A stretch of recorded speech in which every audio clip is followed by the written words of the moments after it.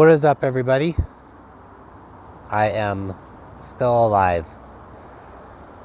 Though it feels kind of like barely.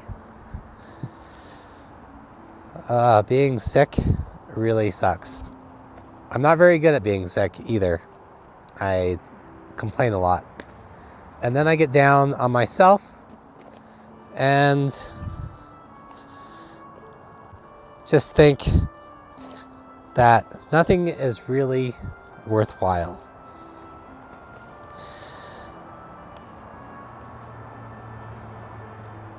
But that's a rabbit hole that you really don't want to go down. I was listening to someone talk about how they just hate everything and everyone and all of society. They hate women, they hate corporations, they hate the government. And it just seems like that's a slippery slope that I really need to fight against and not travel down. I think it's easier to hate than to love and try to figure out ways to get out of a bad predicament that you're in. It's easier just to blame everything and everyone else than to internally look. I definitely have those thoughts, especially when I'm not really feeling well and working a lot and thinking like, this is as good as it gets. There's nothing else out there and there's no future, which is a really tough place to be.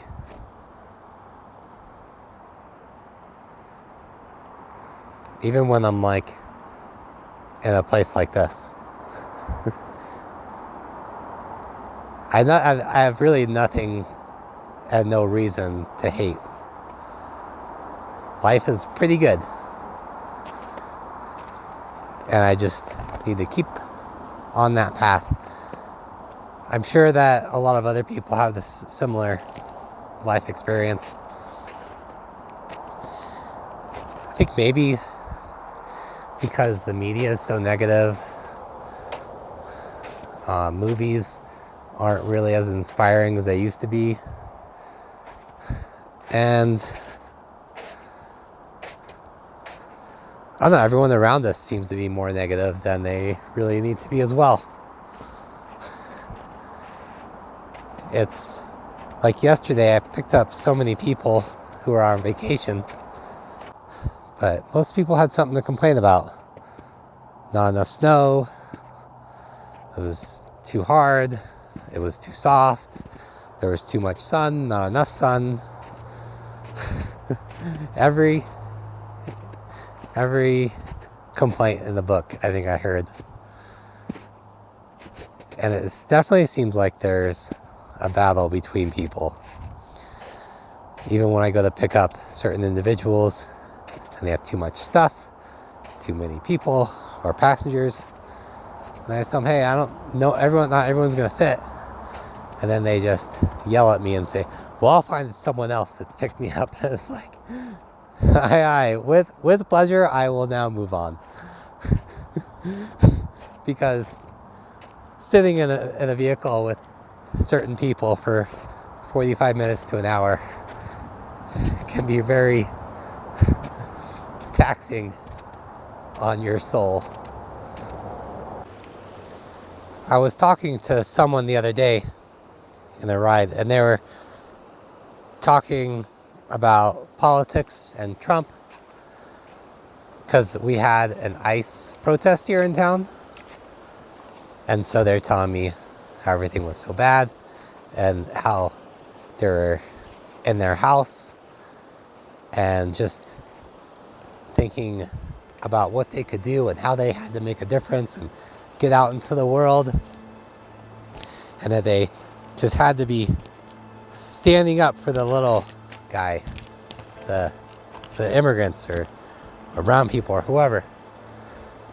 And it was funny because they were going on and on and on. And then they finally thought, well, what do you think? And I just went, you're in the house? That sounds very nice. Very privileged to have a house. Do you have a washer and dryer too? A dishwasher? Oh my God. Sounds like your life is pretty great, actually. I don't know why you're coming out to protest. And then I just played the whole thing off like, why would you come to the Sierra Mountains to protest ice? What? It's gonna happen up here in the mountains. It's cold. Look at all this snow. Yeah, ice is everywhere. Of course we're gonna have it. But I guess if you're gonna protest it, you might as well go to the place where it is. And I don't think they understood sarcasm because they looked at me like I was the biggest idiot, a moron to ever exist. They're like, we're not protesting frozen water. I was like, oh, well, what else could you be protesting? What else is ice besides ice? Black ice? Because that's very dangerous. My Uber rating went down a little bit after that ride. But you know what? Hashtag worth it on that.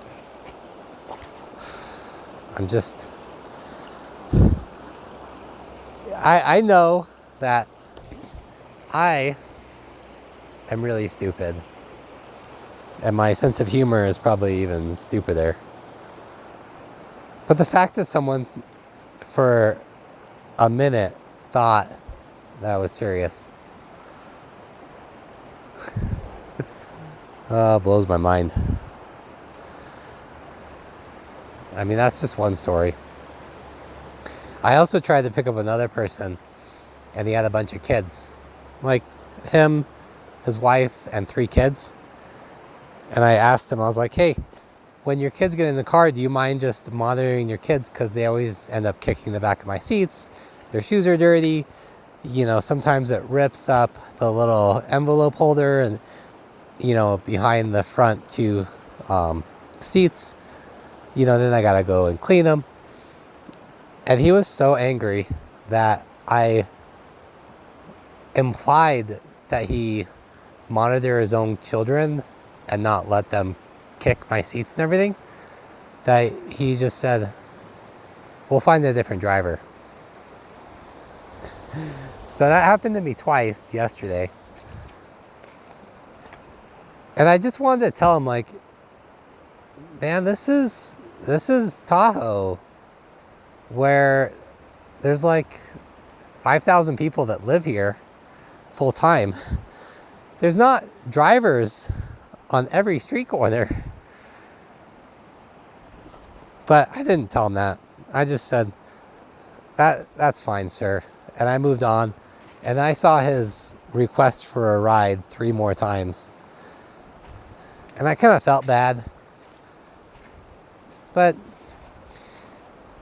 you know, sometimes when you come from the city, you got to realize that when you come to small town America, you don't have all of the same level of service that you'll get in the city. Not everyone here is absolutely desperate for every morsel that those from the city can dish out.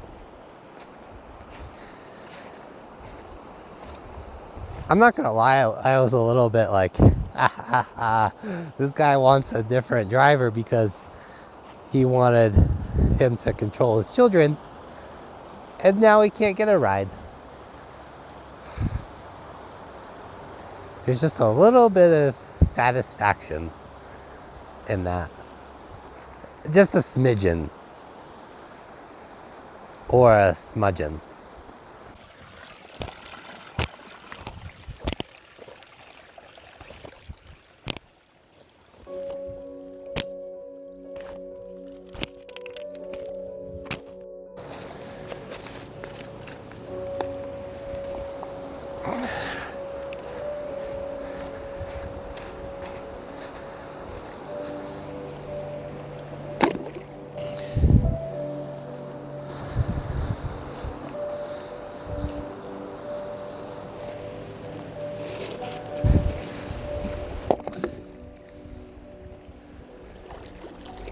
I'm building my own little rock bridge so I can get out to these rocks there. All right, let's see if I can make it.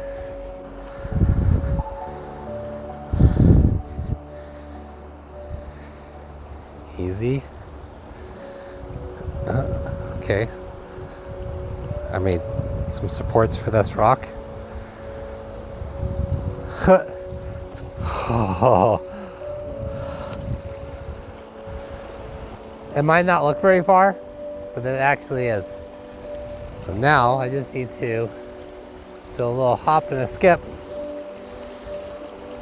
Across here, here, and here. And now I'm in the middle of the Truckee River. Pretty awesome. I don't know why I did this.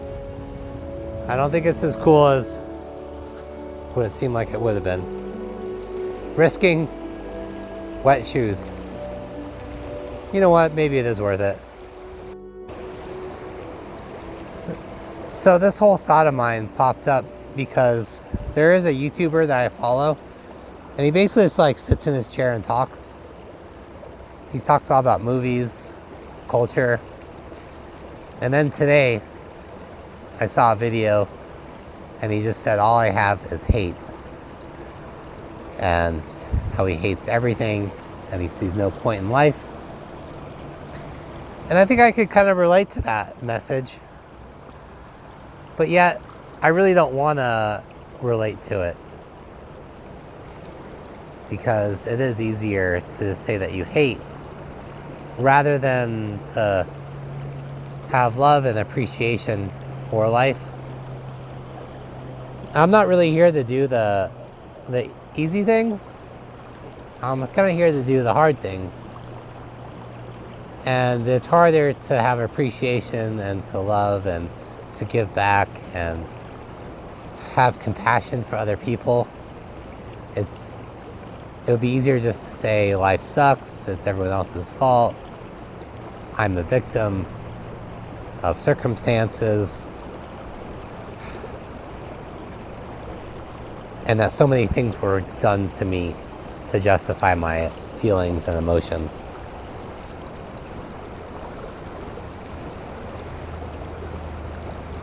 The other aspect of looking at it is all these things have happened to me, and I'm in this life path because it's going to make me a better person. It's going to form me into a stronger individual, someone who has an actual message to share, perhaps, wisdom to give, and compassion and empathy for other people. Because you have to kind of go through the flames of life and all the hardships and tough times to be able to really understand someone else and to give them the guidance and help that they need. Someone who's never experienced homelessness, being absolutely cold, alone, sick, on the road, fighting all the elements, won't really understand someone who has been through all that. And so, it could be a curse, could be a gift that life has given me to be able to have these experiences, to go through them, and hopefully come through better on the other side.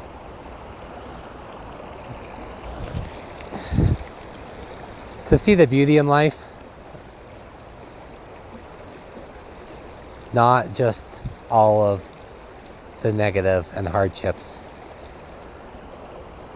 We're already here for a short amount of time anyways, so you might as well try to enjoy it, gain your life's experience, pass on a few words of wisdom to someone else, And try to do it with a smile, rather than just say everything is terrible, life is miserable, my body is failing. We all have a short amount of time, whether you're a teenager or you're in your 40s or 50s. It's all about the viewpoint that you have. So you might as well try to make it positive and just live like you're on borrowed time. A lot of us are. And just be living like a bit of a child's aspect. Skip some rocks. Or try to walk across the little rock bridge that you've made. Let's see if I make it back. This is going to be not fun right here. Oh, all right. Boom. Balancing one foot. Step.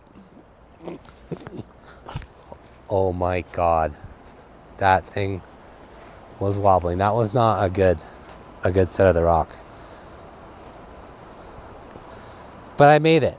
And you know what? If I would have gotten some soggy shoes, that's all right. We'll live on. We'll move on. No biggie. I just throw them in the washer machine at the laundromat. And I'm all clean. Again. I don't even know what this video is going to be about. Hopefully it's not 19 to 20 minutes. I've had enough of those. Every video I make, I'm like, I'm going to make it 10 minutes, and then it ends up being 19. And I think, what else can I cut out? And then I don't cut it out. I mean, I do cut out half of all my footage, because I like to get to the point.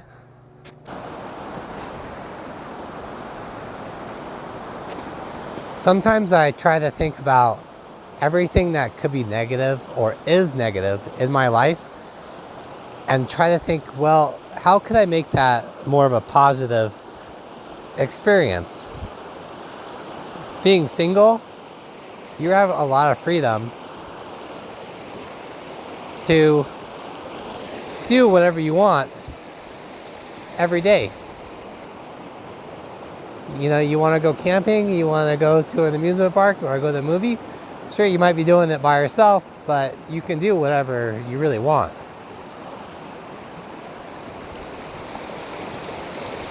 What I'd like to do is get to some of these rocks, but that's a long ways. And just the fact of being homeless seems like somewhat of a challenge to me. And how can you make that into a more positive experience? Because that, in a way, is a form of ultimate freedom. I can't go this way.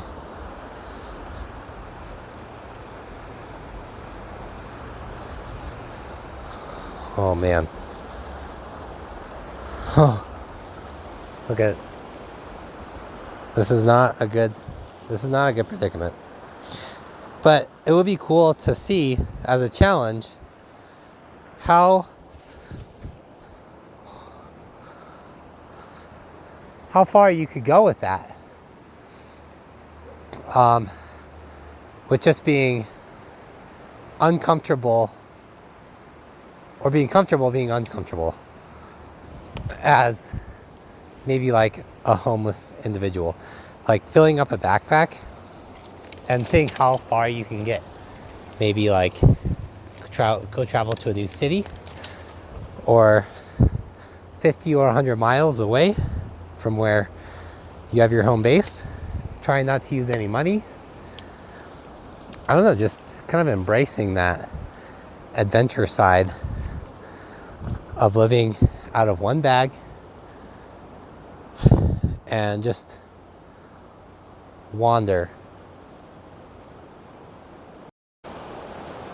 They just built this bridge over the Truckee River last fall, but they built it right over this abandoned little shed. or like house, which is kind of cool.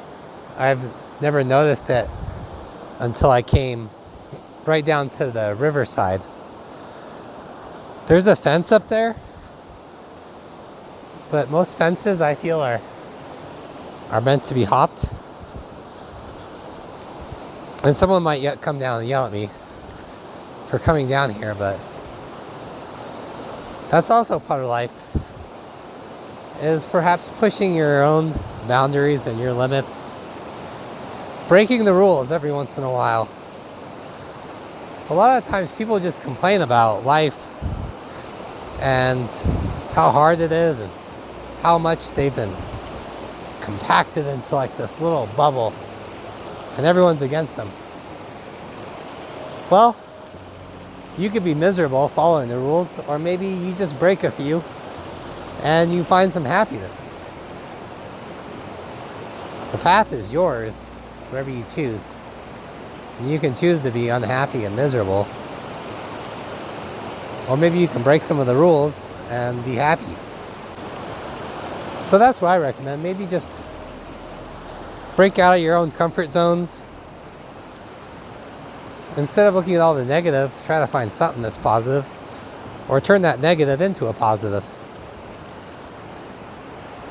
Jump some fences. Spend some time in nature, touch some grass, hop some rocks. Be a kid again. Maybe that's the secret to life. It's just getting back to our roots and being a child at heart. Because you can be a kid at heart wherever you are and just enjoying life. And think about how beautiful life really is. Or heck, just lie to yourself. Just say that it's amazing and beautiful. Because eventually, the lie will become somewhat of a reality. I think that works all the time. People are criminals and they're saying, well, you know what? I'm just doing what's best for me and my family. And we all gotta do things that might not be moral. But that's how they justify it. So you could justify it by just saying that you're happy. All right, that's it.